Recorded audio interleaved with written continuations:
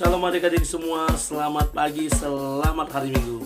Bertemu kembali dengan Amal Sintu Haryono yang berputar-putar dalam khotbah sekolah Minggu. Sebelum kita mendengarkan khotbah, mari kita bersatu dalam doa. Terima kasih Bapa, terima kasih Yesus. Engkau masih membangunkan kami dengan selamat dari tempat tidur kami. Kami boleh memulai aktivitas kami. Kami boleh beribadah sekolah Minggu pada pagi hari ini. Itu semua karena kemurahan Tuhan. Karena itu Tuhan Yesus, ajari kami, tuntun kami selalu melalui kebenaran firman-Mu yang boleh tinggal di dalam hidup kami, sehingga kami menjadi anak-anak Tuhan yang boleh menyenangkan hati sesama, terlebih lagi menyenangkan hati Tuhan. Berbicara bagi kami Tuhan, karena kami telah siap untuk mendengarkan kebenaran firman Tuhan. Dalam nama Yesus kami sudah berdoa dan mengucap syukur. Amin. Adik-adik semua, yang menjadi khotbah buat kita pada pagi hari ini, Amang Sintu ambil dari kitab 1 Samuel pasal yang ketiga, ayat yang pertama sampai dengan 10. Adik-adik boleh buka Alkitabnya atau bisa baca melalui running text yang ada di bawah ini. Demikian kesaksian firman Tuhan, mari kita sama-sama menyimak. Samuel terpanggil. Samuel yang muda itu menjadi pelayan Tuhan di bawah pengawasan Eli. Pada masa itu firman Tuhan jarang, penglihatan-penglihatan pun tidak sering. Pada suatu hari, Eli yang matanya mulai kabur dan tidak dapat melihat dengan baik sedang berbaring di tempat tidurnya. Lampu rumah Allah belum lagi padam. Samuel telah tidur di dalam bait suci Tuhan, tempat tabut Allah. Lalu Tuhan memanggil, "Samuel, Samuel." Dan ia menjawab, "Ya Bapa." Lalu berlarilah ia kepada Eli, serta katanya, "Ya Bapa, bukankah Bapa memanggil aku?" Tetapi Eli berkata, "Aku tidak memanggil, tidurlah kembali." Lalu pergilah ia tidur. Dan Tuhan memanggil Samuel sekali lagi. Samuel pun bangunlah, lalu pergi mendapatkan Eli serta berkata, "Ya Bapa, bukankah Bapa memanggil aku?" Tetapi Eli berkata, "Aku tidak memanggil, anakku, tidurlah kembali." Samuel belum mengenal Tuhan, firman Tuhan pun belum pernah dinyatakan kepadanya. Dan Tuhan memanggil Samuel sekali lagi untuk ketiga kalinya. Ia pun bangunlah, lalu pergi mendapatkan Eli, serta katanya, "Ya Bapa, bukankah Bapa memanggil aku?" Lalu mengertilah Eli bahwa Tuhanlah yang memanggil anak itu. Sebab itu berkatalah Eli kepada Samuel, "Pergilah tidur, dan apabila ia memanggil engkau, katakanlah, berbicaralah Tuhan, sebab hamba-Mu ini mendengar." Maka pergilah Samuel, dan tidurlah ia di tempat tidurnya. Lalu datanglah Tuhan berdiri di sana dan memanggil seperti yang sudah-sudah, "Samuel, Samuel." Dan Samuel menjawab, "Berbicaralah, sebab hamba-Mu ini mendengar." Adik-adik semua, yang menjadi judul khotbah pada hari ini adalah mendengar seperti Samuel. Mungkin kita sudah sering mendengar kisah tentang Samuel ini, bagaimana Samuel terpanggil, dan ada beberapa kali panggilan Allah yang ditujukan kepada Samuel ketika Samuel sedang tidur, ketika Samuel pada saat itu belum diperkenalkan tentang firman Tuhan. Bahkan dikatakan di ayat yang awal, penglihatan pada saat itu jarang, dan Samuel tidak tahu. Dan Allah yang telah menentukan pilihannya kepada Samuel, di mana Samuel yang dipersembahkan oleh Hana ibunya, yang meminta di dalam doa agar dia diberikan anak, agar dia diberikan keturunan. Karena apa? Di bagian sebelumnya kita dapat baca bagaimana Hana ibunya Samuel adalah seorang yang mandul, sehingga Penina madunya itu selalu mengolok-oloknya. Tetapi suaminya tetap menguatkan dia, dan ketika mereka sedang mempersembahkan korban di Bethlehem, di Yerusalem, mereka menyampaikan korban, dan di sanalah Hana menyampaikan doanya kepada Tuhan.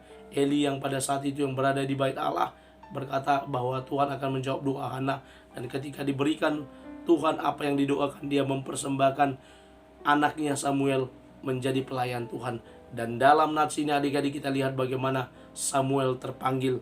Dia dipanggil oleh Allah sebanyak 3 kali, dan dia belum mengerti. Dia kira yang manggil adalah Eli, karena yang berada di tempat itu pada saat itu adalah Eli yang bersama-sama dengan Samuel di tempat tidur yang berbeda di bait Allah. Dan kita lihat bagaimana respon dari Samuel ketika dia dipanggil. Dia cepat. Dikatakan dalam nats ini, adik-adik, ketika dia mendengar suara Samuel, dia langsung bangkit berdiri. Dia langsung pergi ke Eli. Ya Bapak memanggil saya. Harusnya seperti itu adik-adik. Kenapa firman Tuhan ini dipilih mendengar seperti Samuel? Karena banyak sekarang anak-anak sekolah minggu. Siapa di antara adik-adik kalau dipanggil orang tuanya susah atau lama sekali mendengar? Ya, nanti tunggu dulu, sabar. Nah, itu jawabannya. Kita lihat Samuel tidak ada bilang ketika dipanggil oleh Tuhan, dia mendengar suara panggilan Samuel.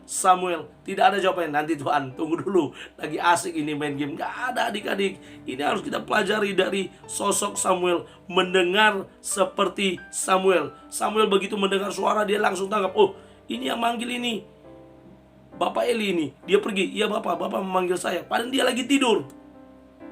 Dia cepat tanggap atas apa suara yang dia dengar, dan dia langsung menangkap, dan dia langsung pergi bertanya, iya Bapak memanggil saya. Luar biasa adik-adik.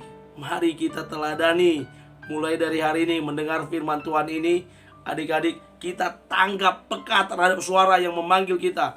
Gilbert, iya ayah, iya bun, gitu. Langsung cepat tanggap. Deren, iya ayah, iya bunda. Harus cepat tanggap mendengar panggilan orang tua. Jangan sabar, tunggu, nanti mak. Ya itu yang bahaya. Mari adik-adik, tanggaplah mendengar suara. Karena apa?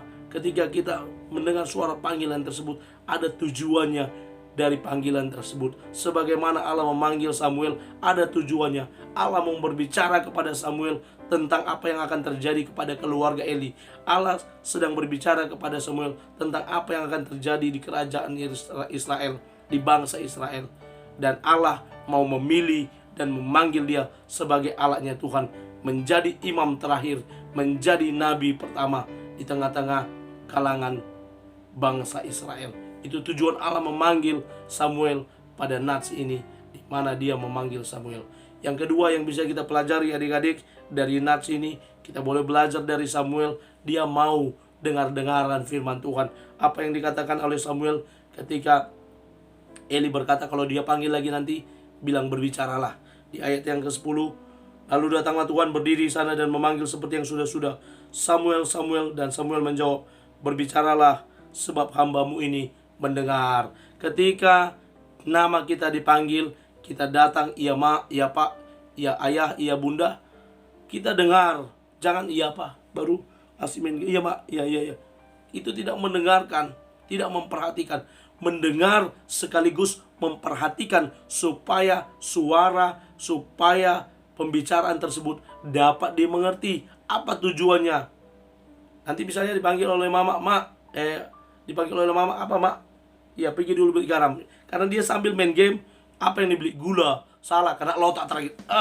Kau dengar tadi mama ngomong. Nah, ya, itu yang terjadi. Maka ketika kita datang, ya udah ada respon untuk datang terhadap panggilan tersebut, didengarkan, diperhatikan apa tujuannya, apa yang dimaksud dari panggilan tersebut, supaya kita dapat mengerti, supaya nggak salah. Disuruh beli bawang merah, dibeli bawang putih. Kalau tidak diperhatikan, ini sering salah adik-adik. Mari diperhatikan panggilan itu tujuannya untuk apa. Sebagaimana Allah bertujuan memanggil Samuel sebagai alatnya, menceritakan apa yang akan terjadi terhadap keluarga Eli. Itu yang disampaikan oleh Allah, dan dia mengerti. Dan di ayat seterusnya dia sampaikan kepada Eli apa yang disampaikan oleh Allah ketika Allah berbicara kepadanya. Adik-adik, mari kita terus belajar dari firman Tuhan, belajar dari pribadi Samuel yang peka mendengar suara, belajar dari seorang Samuel yang mau memperhatikan, mendengar apa perintah yang disampaikan oleh Tuhan kepadanya, sehingga dia tidak salah dalam menyampaikan kepada Eli, sehingga dia tidak salah dalam menerapkannya dalam kehidupan sehari-hari. Demikian pula ketika kita sekolah minggu adik-adik, pergi sekolah minggu itu tujuannya adalah mendengarkan firman Tuhan. Jangan ketika khotbah malah main-main, malah menulis-nulis, malah ngobrol-ngobrol sama temannya. Itu tidak boleh. Harus mendengar yang disampaikan oleh guru sekolah minggu yang berkhotbah. Siapapun yang berkhotbah harus didengarkan dengan sungguh-sungguh. Karena beribadah sekolah minggu itu selain memuji muliakan nama Tuhan, menghafalkan ayat hafalan atau iman rasuli atau 10 Taurat, kita juga mendengarkan firman Tuhan. Kita juga mendengarkan suara Tuhan berbicara melalui guru-guru sekolah minggu, melalui siapapun yang menyampaikan firman Tuhan kepada kita. Jadi jangan diabaikan, jangan merasa sepele ketika kita mendengarkan kebenaran firman Tuhan. Walaupun kita masih kecil adik-adik, tapi paling tidak kita mendengar apa yang disampaikan oleh tante-tantenya guru sekolah minggu yang menyampaikan, atau siapapun yang berkhotbah harus didengarkan. Karena itu adik-adik, mari terus belajar mendengar seperti Samuel. Dan yang menjadi ayat hafalan ada di sini, ya nanti dihafalkan kepada guru sekolah minggunya.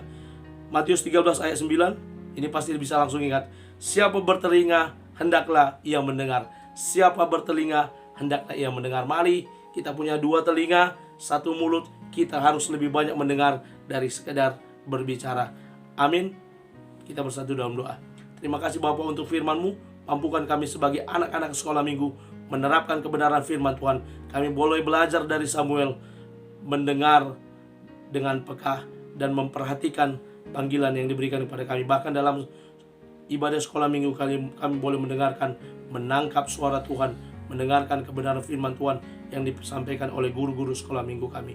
Terima kasih Bapa, terpuji nama Tuhan, dalam nama Yesus kami berdoa. Amin.